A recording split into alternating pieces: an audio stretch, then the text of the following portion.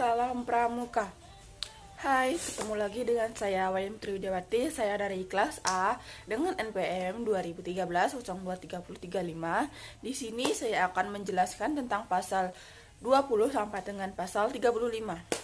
Nah, ayo kita simak bagaimana pasal-pasalnya. Nah, dalam pasal-pasal sebelumnya itu dibagi menjadi bab-bab. Nah, dalam pasal 20 ini berada dalam bab 5 tentang kelambangan. Pasal 20 yang berisikan gerakan pramuka bersifat mandiri, sukarela, dan non-politis.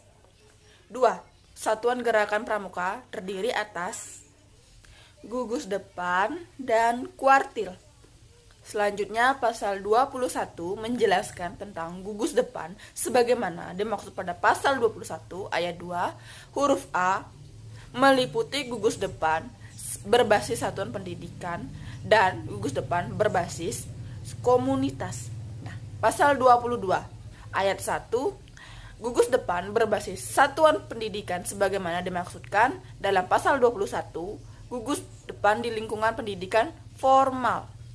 Ayat 2-nya, gugus depan berbasis komunitas sebagaimana dimaksudkan dalam pasal 21, depan komunitas kewilayahan, agama, profesi, organisasi kemasyarakatan, dan komunitas lain. Pasal 23 menjelaskan kuartir sebagaimana yang dimaksud pada pasal 20 ayat 2, huruf B terdiri atas kuartir ranting, cabang, daerah, dan nasional. Nah, dalam bab 5 ini menjadi dua bagian, yaitu bagian kelambangan dan bagian kepembentukan dan kepengurusan organisasi pramuka. Nah, pada pembentukan dan kepengurusan organisasi terdiri atas pasal 24. Nah, pasal 24 menjelaskan gugus depan sebagaimana yang dimaksud dalam pasal 20 ayat 2 huruf A dibentuk melalui musyawarah pramuka. Pasal 25. Pasal 25. Gugus depan sebagaimana yang dimaksud pasal 24 membentuk kuartir ranting.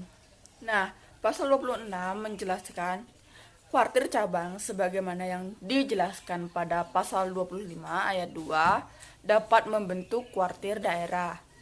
Nah, selanjutnya pasal 26, kepengurusan kuartir sebagaimana yang dimaksud pada pasal 23 dipilih oleh pengurus organisasi gerakan pramuka dan berada di bawahnya secara demokratis melalui musyawarah mufakat. Pasal 27 menjelaskan kepengurusan kuartir sebagaimana yang dijelaskan pada pasal 23 dipilih oleh pengurus gerakan pramuka yang berada di bawahnya secara demokratis melalui musyawarah mufakat. Nah, selanjutnya pada pasal 28. Pada pasal 28 menjelaskan kuartir ranting sebagaimana yang dimaksud pada pasal 23 huruf A merupakan satuan organisasi gerakan pramuka di kecamatan. Nah, pasal 28 ayat 2 menjelaskan tentang tugas kuartir. Nah, yang ketiga kepengurusan kuartir. Keempat, kepemimpinan kuartir yang bersifat kolektif.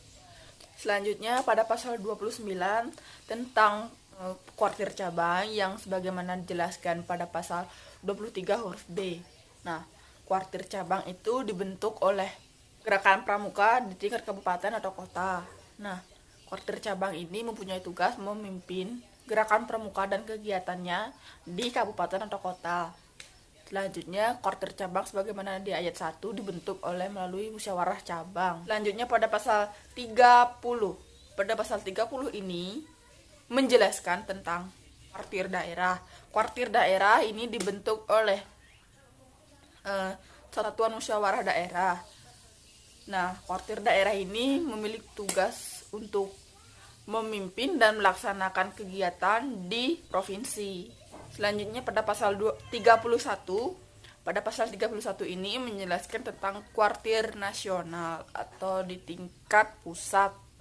Nah, kuartir nasional ini dibentuk berdasarkan musyawarah nasional. Serta kuartir nasional ini memiliki tugas untuk memimpin dan melaksanakan kegiatan pramuka di pusat atau di kota. Selanjutnya pada pasal 32. Nah, pada pasal 32 ini menjelaskan tentang satuan organisasi gerakan pramuka sebagaimana dimaksud dalam pasal 23 huruf B, C, dan D sesuai dengan tingkatnya dapat membentuk 1. Satuan Karya Pramuka, 2. Gugus Dharma Pramuka, 3. Satuan Komunitas Pramuka, 4. Pusat Penelitian dan Pengembangan, 5.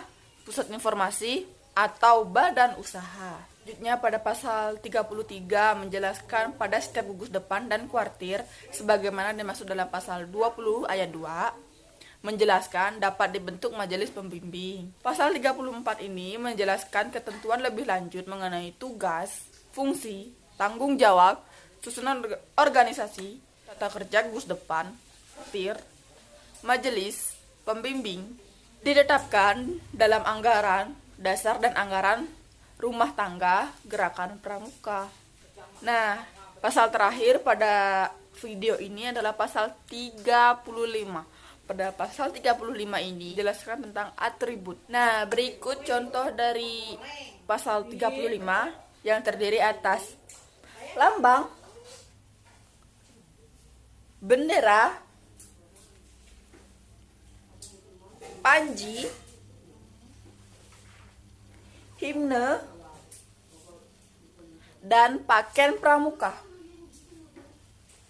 Nah, dalam pakaian pramuka juga seperti yang saya pakaikan saat ini. Nah, di sini ada baju pramuka, rok, hasduk atau dasi untuk pramuka, terus boni untuk perempuan, baret untuk laki-laki.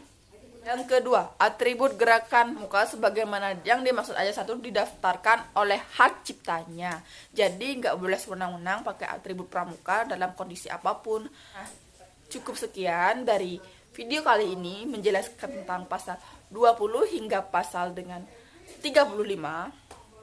Mohon maaf apabila dalam penyampaian ini terlalu cepat adanya atau kurang jelas. Saya ucapkan terima kasih. Dan saya akhiri dengan salam pramuka. Bye, sampai jumpa di video selanjutnya.